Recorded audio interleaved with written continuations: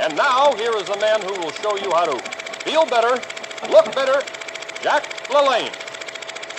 Isaiah chapter 40, verse 31 says, what they just sang, but they that wait upon the Lord shall renew their strength. They shall mount up with wings as eagles. They shall run and not be weary. They shall walk and not faint. I want to talk to you this morning about God's weight room. Now, how many of you are on some type of exercise program or some type of exercise schedule? You might be doing some kind of weightlifting or maybe walking or bike riding, either stationary or outside, or maybe you've got a treadmill at home that you use consistently, or maybe a Nordic track, or some type of weight machine of some sort that you use. You're on any type of exercise program. Or maybe you just go play racquetball regularly or tennis regularly or something like that. Let me see. How many of you are on some type of consistent type of... Come on, let me see. Okay.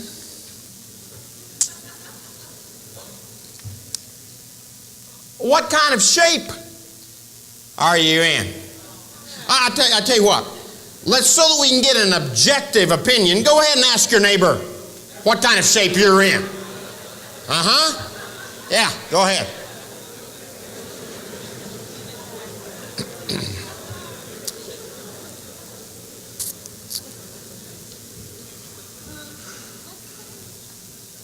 Well, if they were honest with you, if there's anyone who wants to move to another location in the auditorium right now, then feel free to. I was asking somebody the other day, talking to somebody about that, and I said, man, I'm afraid I'm to the place where I can pinch an inch. And he looked at me and he said, I think you could grab a glob. We get out of shape because of wrong diet, little or no exercise, a lack of discipline, whether it be in our eating or exercising, sometimes because of abuse to our physical body, not that anyone else has done, but that we've done to ourselves, or a combination of these things, more than likely. And I don't know about you, but have you discovered that when you're out of shape, that it's not easy to get into shape? Everybody with me on that? Well, I think the reason I'm out of shape is because of the motto that I embraced quite some time ago, and it's this: no pain, no pain.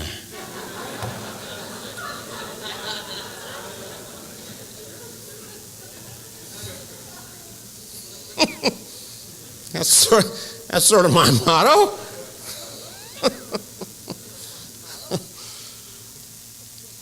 And so consequently,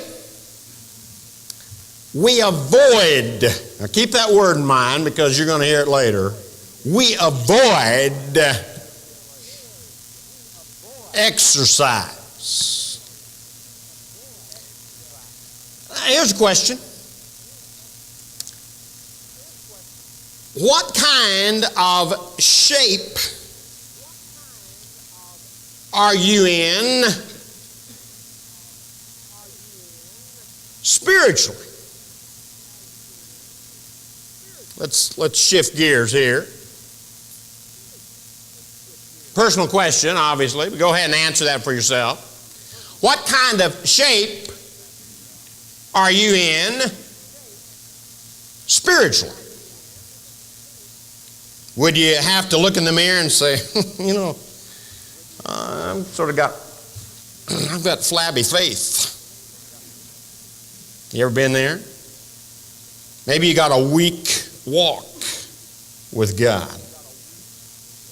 Maybe you got an anorexic attitude toward God. Maybe you're spiritually starved. Maybe you're theologically thin.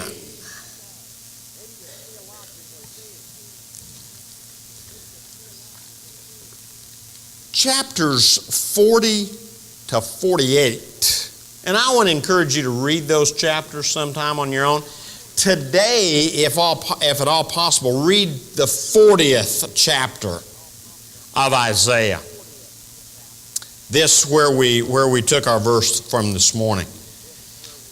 But sometime soon, I would encourage you to read chapters 40 to 48 of Isaiah, because these chapters are so uplifting. They describe the majesty of God, the awesomeness of God, the greatness of God.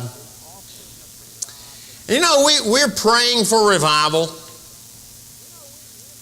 And there's so many of us that need a real special spiritual touch from God. That may be you today. You may be here this morning really needing a visitation from God personally within your heart and within your life. So many times in our spiritual journey and in our walk, that our outlook becomes bleak.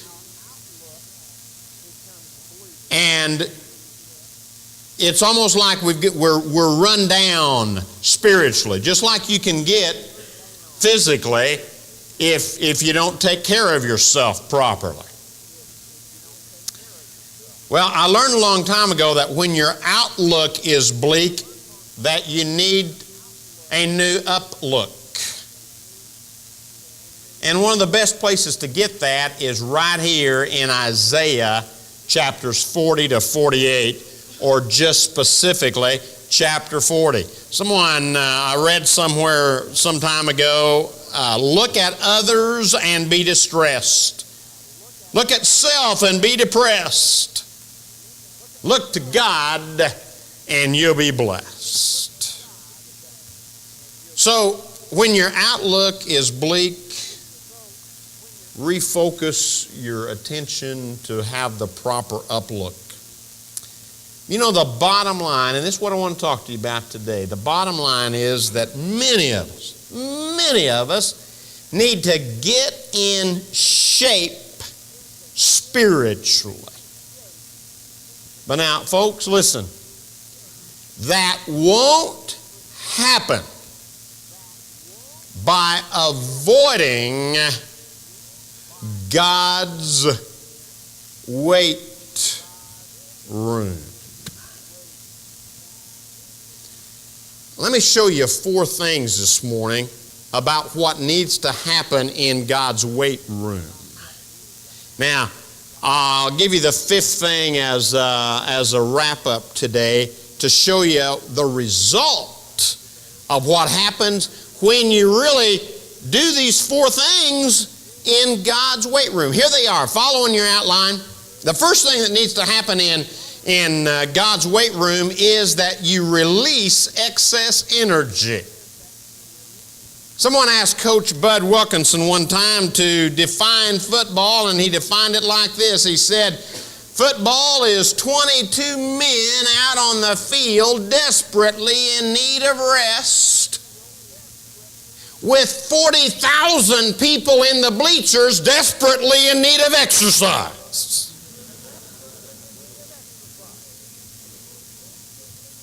Sort of describes the Christian life, to be honest with you.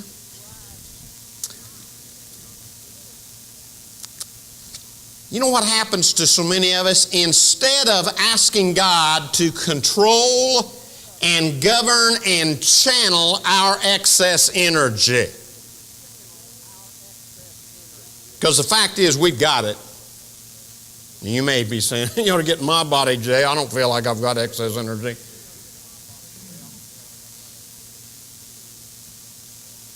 Our lives are busy. And instead of asking God to be in control of our lives and to govern our lives and to channel the energies of our life, you know what we do? We try to fit God into the busyness of our life. Now, you don't have to nod your head or anything except on the inside. And there would be a lot of us here today that would have to admit that, wouldn't we? We avoid God's weight room because we try to fit God into the busyness of our life, or else we just purely crowd God out altogether. Unfortunately, that's what happens to so many. We crowd God out altogether because of our excess energy, because of the busyness of our life. We need to learn to go to God's weight room and to let God be the one to use and to channel and to govern and to direct and to control the energies of our life. You know, we go about our spiritual life, many of us, a whole lot like Wes Ingram goes about his exercise program.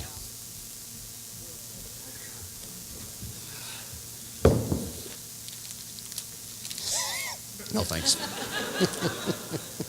One of you can spot me.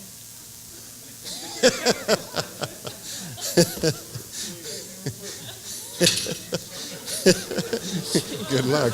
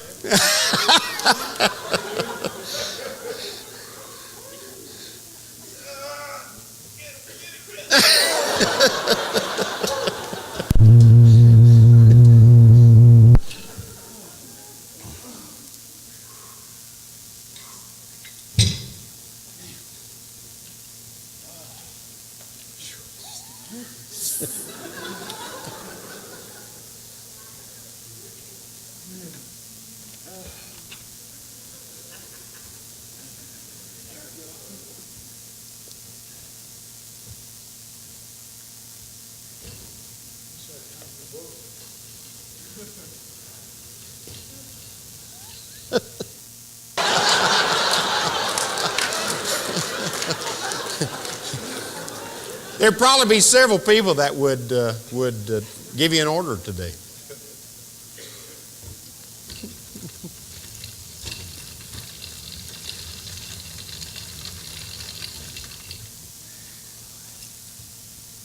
Wes, I'll tell you what, bud, you're working so hard at this. Yeah, Dan, how you doing today? I'm at First Baptist Church, and did you get a pizza for Jay Scribner? About what time do you want it, Jay? 12.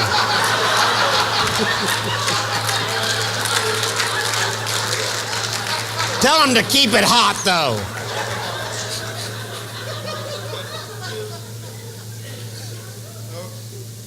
Yeah, that one on Sunshine. About 3 large pizzas. Everything. Sound good? And bring them to Jay Scribner. And he'll be happy to give you a good tip. Sound good? Okay, thank you. You know, the problem with that, I think he actually called them. Wes, I'll tell you what, bud. The way you've been doing your exercise program is a good illustration of the way many of us live our spiritual life. If you want to just get some rest, all right? Now, don't take a nap. Just get some rest, okay? You can sit right over here. And Wes, man, thanks a bunch, buddy.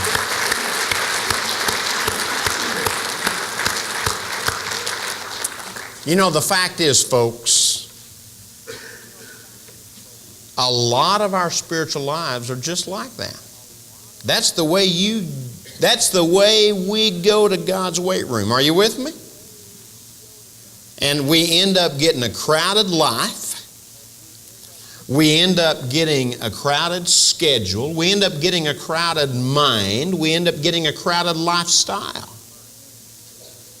And we just sort of either crowd God out or just try to fit God in while we're spending time in God's weight room. And you know what the result of that is? The result is that you end up with wrong priorities. You end up with wrong focus. You end up with limited growth. You end up to where you can't hear God because the busyness of your life keeps you from hearing God. I was visiting with someone just this week, and one of the last things he said to me was, I just wish I knew God's will. I wish it was real clear, and I'd sure be willing to do it. Well, boy, we went from there and spent about another 30 minutes, and I said, let me ask you some questions. Because I bet I can get to the fact that the reason you really don't know God's will is you can't hear Him. You can't hear God's will. And we came to some interesting conclusions. I like the guy that prayed and said, God, I want power spiritually. And he kept asking God for that. And then one day he said, God, how come you haven't answered that prayer yet? And the simple response came from God. With your lifestyle, you always try to do everything in your own power. So you don't need my power.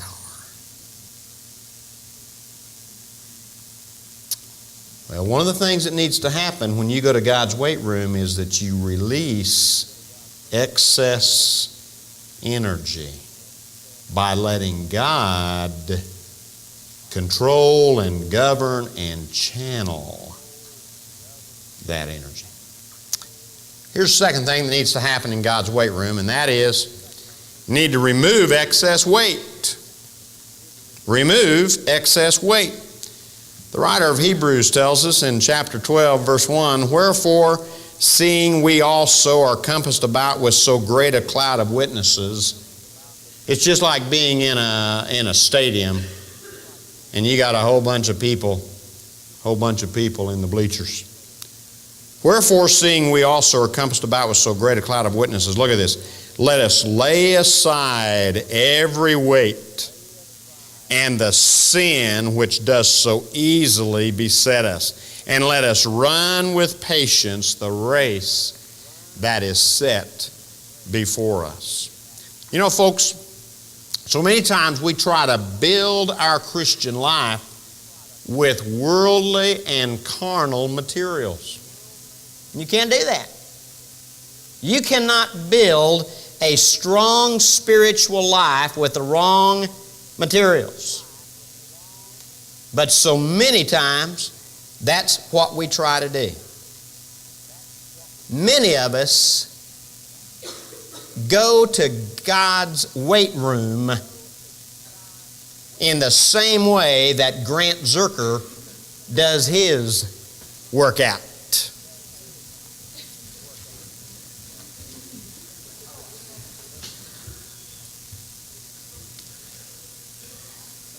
But you know, you've done a good job, but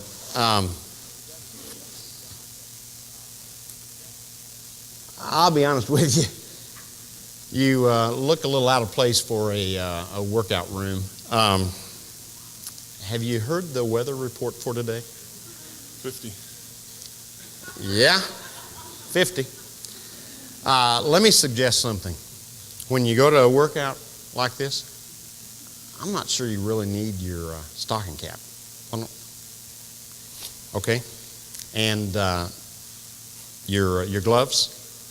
I'm not sure you're really going to need those. And let me, man, a line. You do need to work out, though, if you're going to carry that. And, you probably don't need that winter coat on. It's there. It's a nice looking jogging outfit. To really get loose, why don't you go ahead and take that jacket off?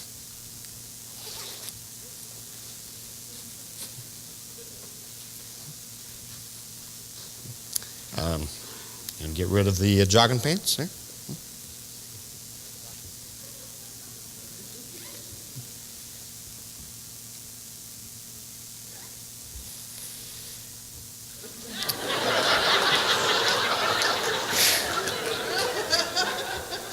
Grant,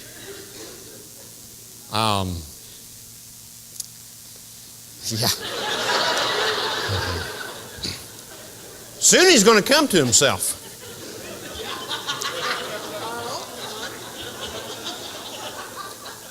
Now give it a shot. See if that's a little better.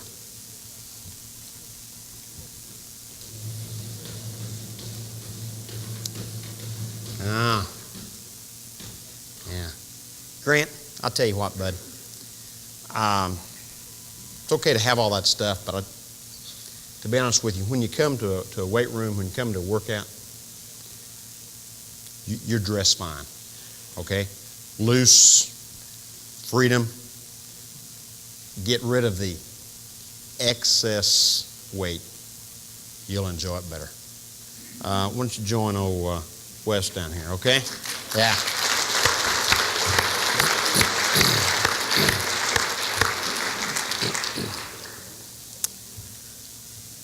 Now, you know the tragedy, folks? Yeah, you know the tragedy, and that's this. Many of us go to God's weight room loaded down with the cares and the affairs and the carnality of our lives. You with me? Something that needs to happen in God's weight room is that we remove excess weight. We must get out of the shadows where we're walking and walk in the light. We must get away from the wrong crowd. That's not going to help you in your spiritual life. It's not going to help you to build your spiritual life by running with the wrong crowd. And I'm talking to both young people and adults. We need to get rid of wrong attitudes. We need to leave our sin at the cross where Jesus Christ died for every one of our sins. We need to unpack our bag of carnality. There's no use carrying that into the weight room. And there's certainly no use trying to exercise our spiritual life with that, is there? We need to lay down our unforgiveness. Do you have any of that in your life? Our resentment, our bitterness, our jealousy, our greed, our selfishness. All of these carnal attitudes and carnal spirits, we need to lay them down. We need to quit our unholy habits. Because, folks, you're not going to develop your spiritual life unless you get rid of the excess weight that we're carrying around spiritually. Here's the third thing. Needs to happen in God's weight room. You restore your muscles. You restore your spiritual muscles. Phillips Brooks wrote, "Don't pray for a task equal to your power, but rather pray for power equal to your task." That's why a lot of us, we say spiritually, I can't. I can't do that spiritually. I can't serve God in this capacity. Nominating committee calls you and wants you to serve the Lord somewhere, and you say, well, I can't. And you come up with 50 excuses. They've already heard all of them, but you come up with them anyway. Or you're just faced with some mountain in your life, or you're faced with some problem in your life, or you're faced with some circumstance in your life, or some situation in your life, and you say, spiritually, I can't. But you see, what happens is we forget that God can. We forget the word that says nothing is impossible with God. I have people say to me, well, I just don't think it's any good to go witness to that person. They'll never become saved.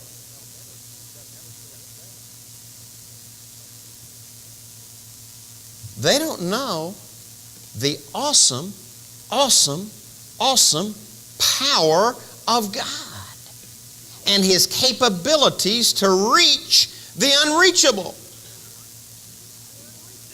Nothing is impossible with God. I can do all things. How? Through Christ, which strengthens me. We are more than conquerors through Him that loved us. But you see, in order to pray for power equal to the task, you're going to have to get into God's weight room, let God restore your spiritual muscles. You need to follow God's program. Andy Ellett's going to show us the proper way of getting into a weight room and following a proper program.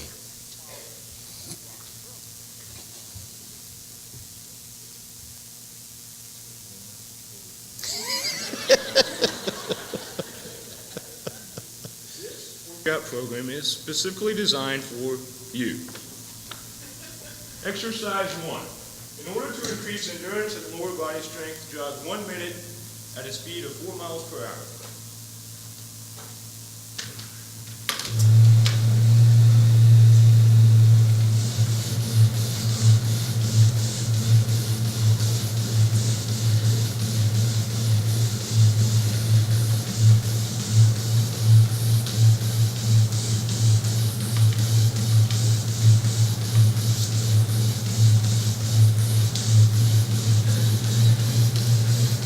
I'm glad he's doing that now. Okay. Exercise 2. In order to build leg strength and definition, cycle for 1 minute. Okay.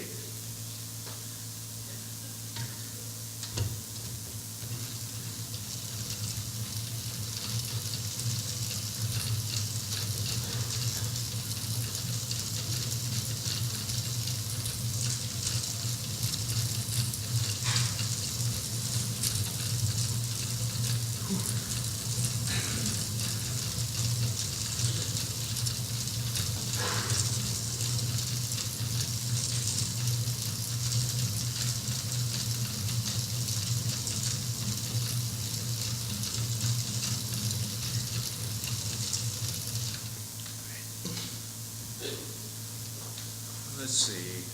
Exercise 3. In order to build upper body strength, do 6 reps of bench press. All right. I need a spotter. Oh.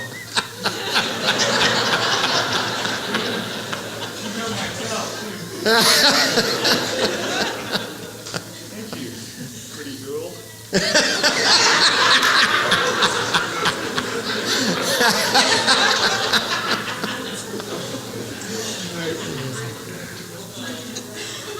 You gotta count.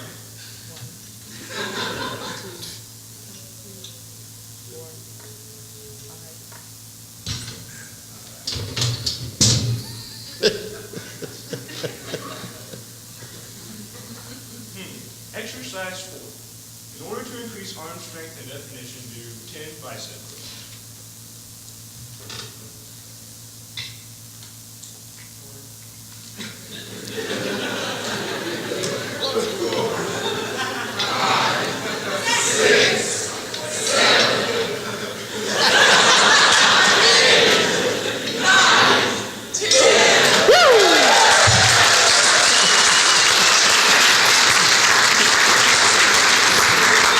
Andy, that's great. This particular program was designed for him. And he came into the weight room. He knew what the instructions were. He knew what the program was that was designed for him. And then he was willing to do that. And then he got at it to walk through the program that was designed for him. Andy, thanks, bud. Great job.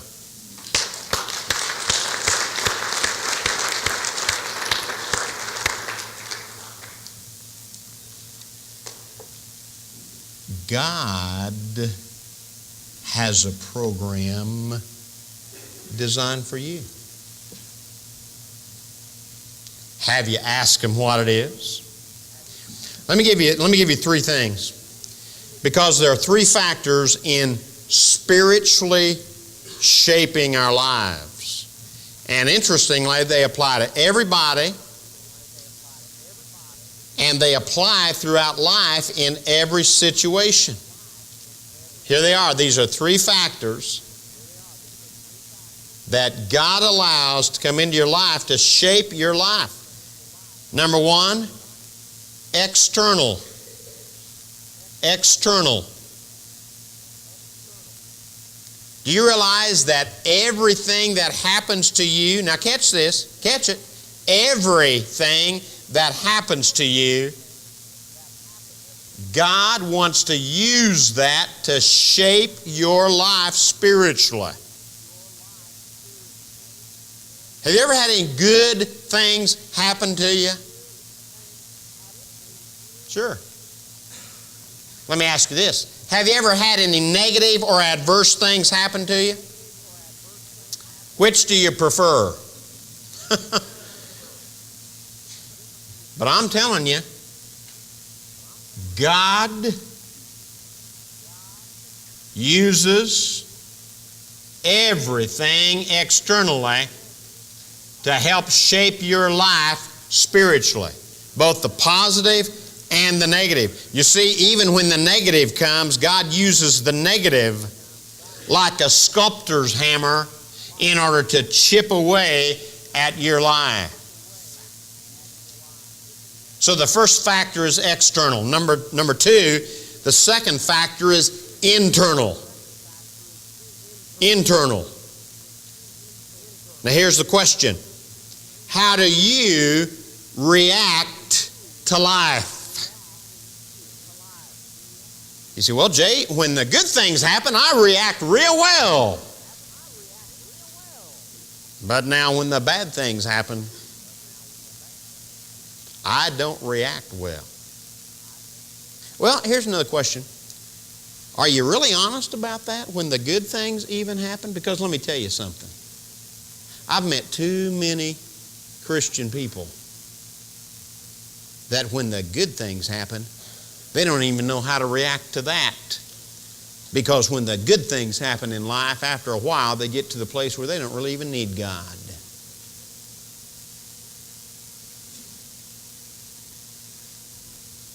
And sometimes God allows the good things to see how you're going to react to life and to see if you still need Him and see if you're still dependent upon Him. Or maybe you've been blessed too much. Maybe you've got too much money. Maybe your business is going too well. Maybe you're climbing up the ladder too fast.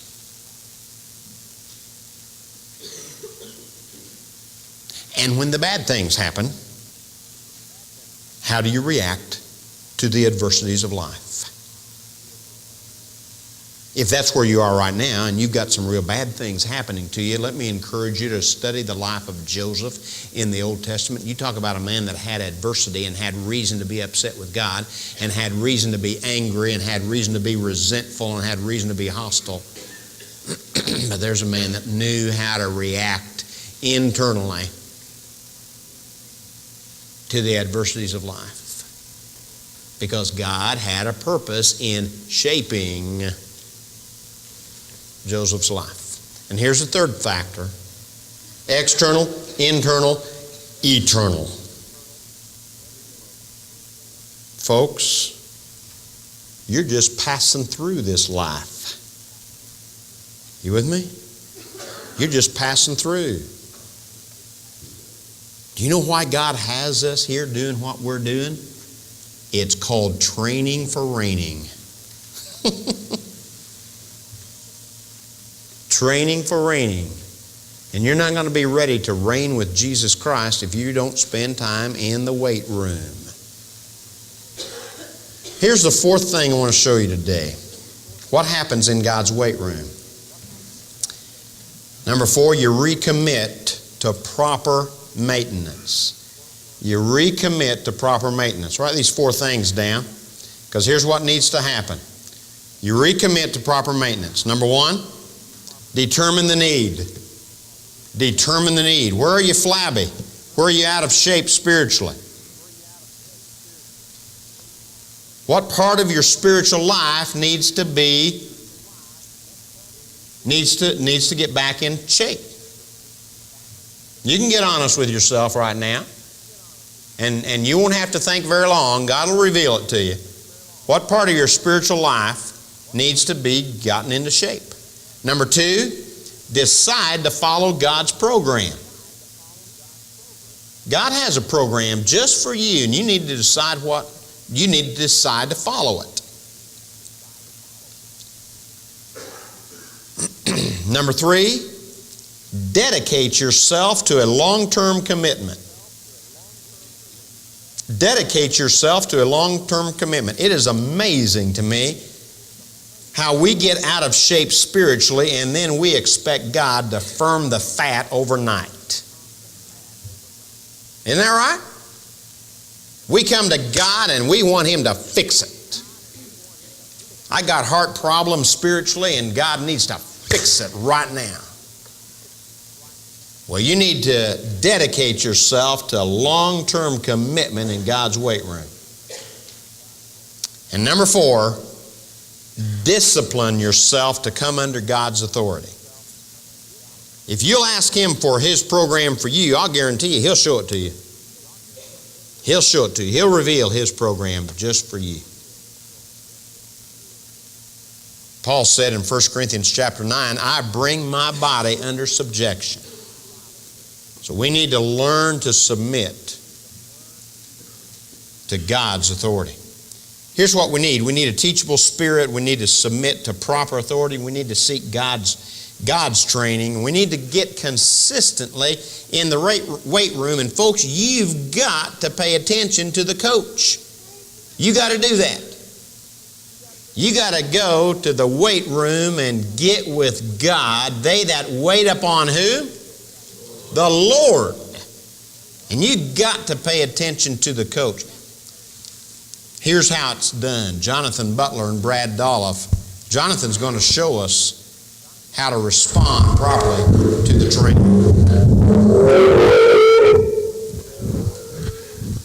Well, that's a good run. Let's hit the weight room for a little bit. All right. Before we start any exercises, let me just talk briefly about each one of these with you, okay? You need to understand that some days we're going to run quite a distance like we did today, and we're going to work harder on the cardiovascular part. Then other days we're going to hit the weight room harder and not run quite as hard. The workout will change just depending upon what it is that we're really trying to work on and emphasize that day. All right, we'll start first with the curls. With the curls, you need to make sure that when you pick it up, you not lean over and strain your back, but we want to get a good bend in the knees when you pick it up. Get it up here with your arms locked. Okay, there you go. Stand with your arms locked. You want to keep your elbows tight. You want to just curl it up there and try not to strain your back. There you go. Okay. We'll start a little lighter. It's pretty heavy, isn't it, Andy? All right, so there you got the basic idea of that. And when we start working out, we'll work out with a little bit lighter weight. Okay? Then we'll do some bench press. Now, it's always important to keep in mind, whenever you do a bench press, you need to have a spotter. You can't do this without a spot. I've recently had surgery, so I'm not going to be able to help you with this. So maybe we can find a spotter.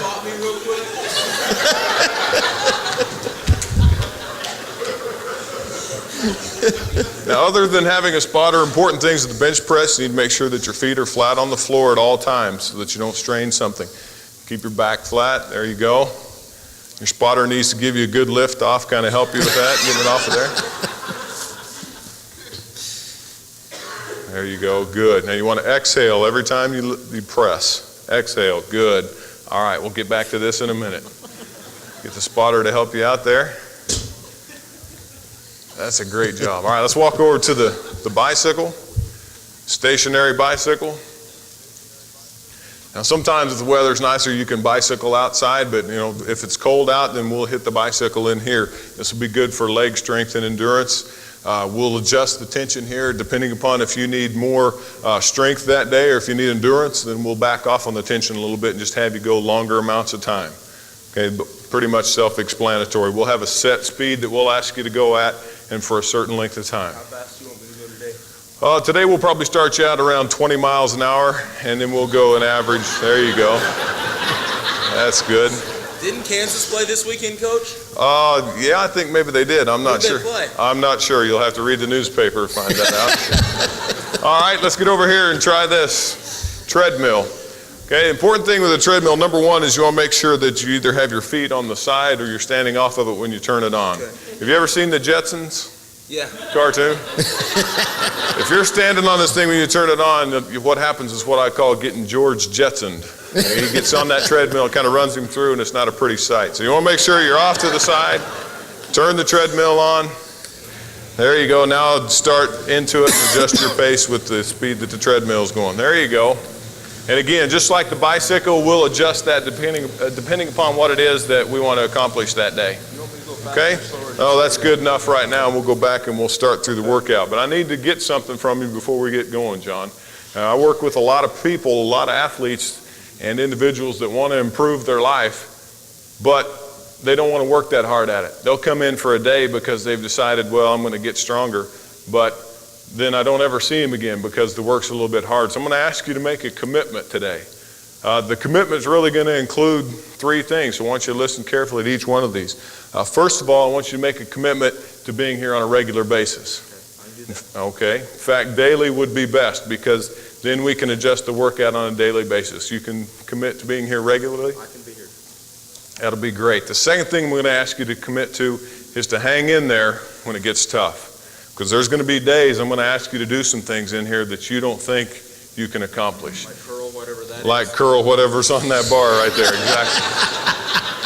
But you need to know that I'm not going to ask you to do anything that's not good for you. The reason why I'm asking you to do that is because it's going to be curling a bar. It may not seem like it makes a lot of sense, but I know what you need to become a better athlete, and I know what you need to become a stronger person.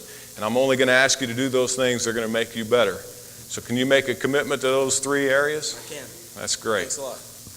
That's great.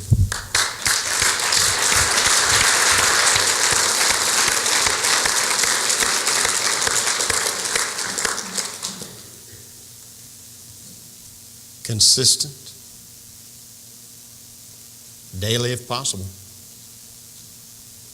Long term, stick with it. Trust the coach.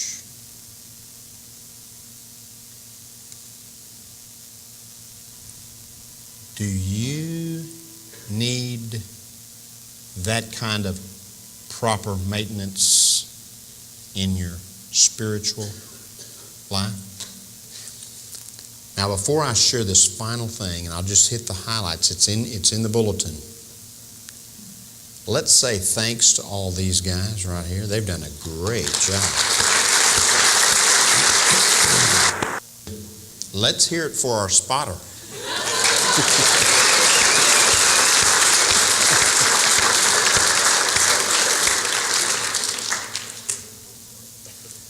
What happens when you go to God's weight room? All right, now listen carefully. If you'll do these things, if you'll let God channel your energy, if you'll release your excess energy Godward, if you'll remove the excess weight, if you'll let God restore your spiritual muscles, and if you'll cooperate with Him for that and follow His program, and if you'll recommit to proper maintenance, you know what'll happen?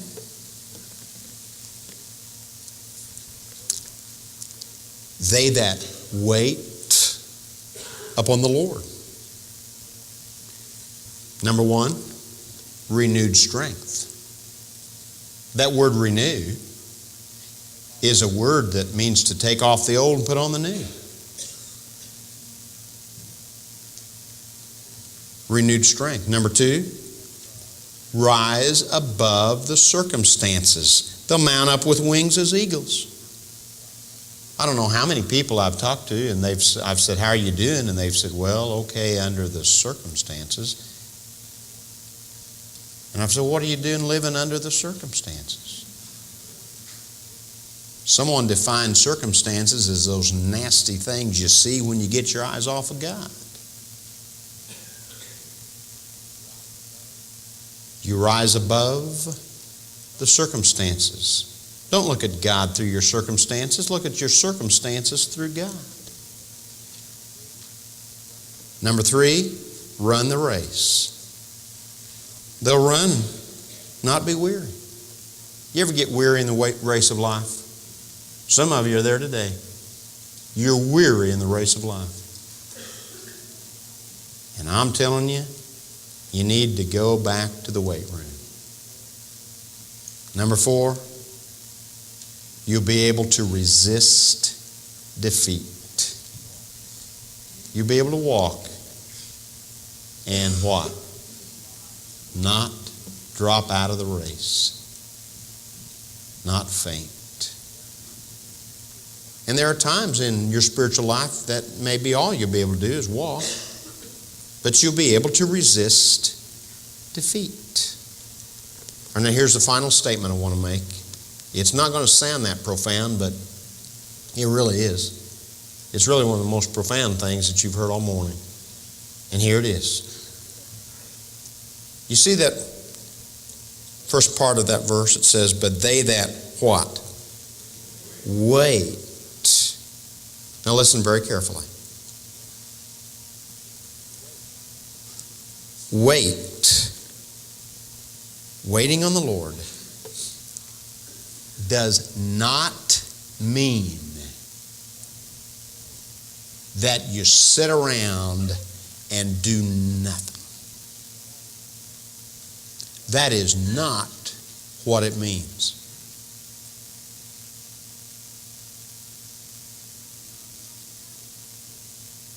But it means you get into God's weight room and you get with God's program. What is this program? Releasing excess energy, removing excess weight, restoring spiritual muscles, and recommitting to proper maintenance. When you do that, you'll mount up with wings as eagles. You'll run and not grow weary. And you'll walk and not faint.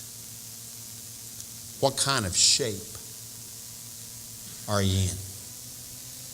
Let me pray with you.